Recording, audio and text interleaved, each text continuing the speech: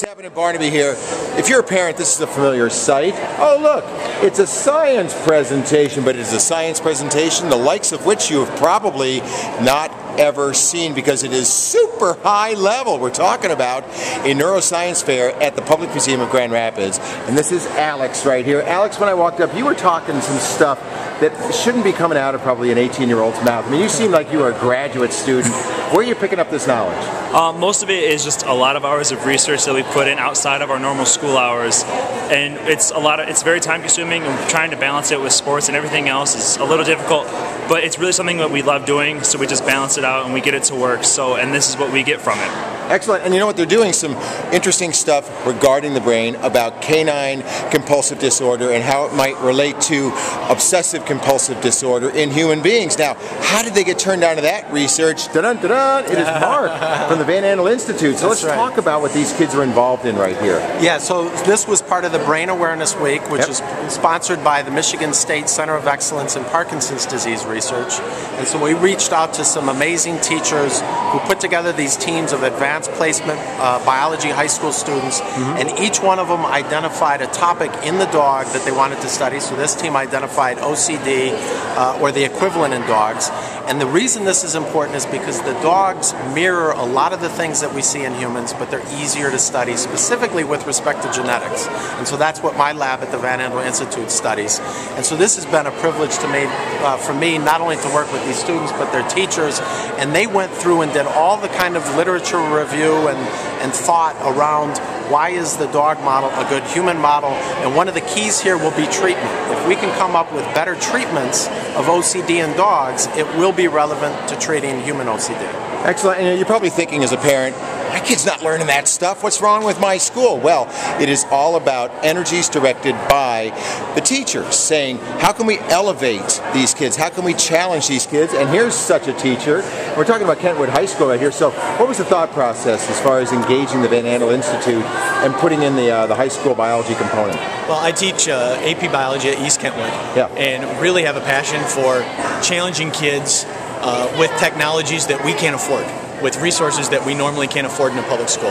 And Van Andel, and Mark specifically, his lab was looking to involve more high-level students and push them in a way that maybe the high school classroom normally is unable to do. And through our connection between the two of us, we took 6 of my high school kids at East Kentwood and really got them passionate about science, pushing them in a way that maybe by myself I would be unable to do, and really spurring them on, like you heard Alex say, to maybe even a career in this field. Well, check it out. What a wonderful segue. We've got professor and student right here. Alex, the word is the teach here had to kind of drag you to this whole thing, that maybe you were saying, I'm a good A student, why do I need to try any harder? Let's talk about that experience. Yeah, throughout my junior year in high school, I had a lot of my friends that were seniors and taking AP Bio come up to me and say, hey, you should really take this class, great class, the teacher's amazing. And I'm sitting there just thinking to myself, okay, I guess I can check it out. So at parent-teacher conferences, I went and I talked to Mr. Van Houten just to see if it was something I'd be interested in. And we got to talking. I was like, well, I mean, I'm going into aerospace. Do you think this would be something I would really like doing? I mean, I like biology and everything, but is it really relevant? He goes, oh yeah, it's always relevant. Biology is everything. It's life. It's always relevant. You are always living in the world of biology. So you should come and take this class. You'll have a lot of fun.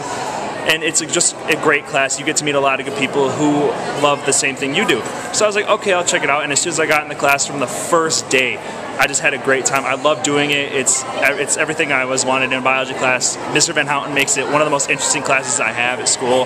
So a lot of it is credit to him being a great teacher. Okay, so how has it changed your life? I think maybe you're going to be studying something a little different when you go to college? Yeah, my original thought was going into aerospace engineering, and now I'm looking more towards biomedical engineering and have something more relevant to the way that we can associate that with humans and what we can help with in the world. Who's the proud professor?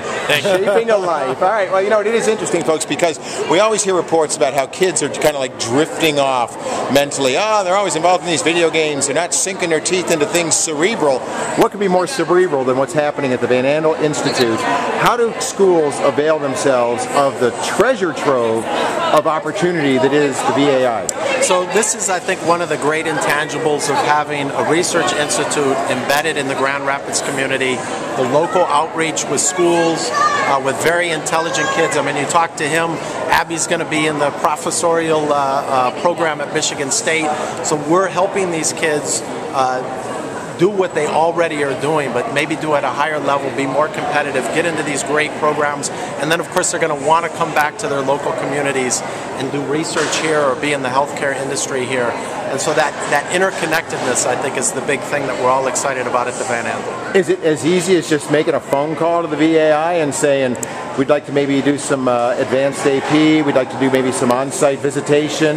How does it all work? So there are two programs. One is these teachers actually identify the kids and bring those kids to the institute. But we do have a program that I would like to talk about briefly, and that is the Myers undergraduate program. So every summer there's a Meyer Fellowship program at the Van Andel Institute.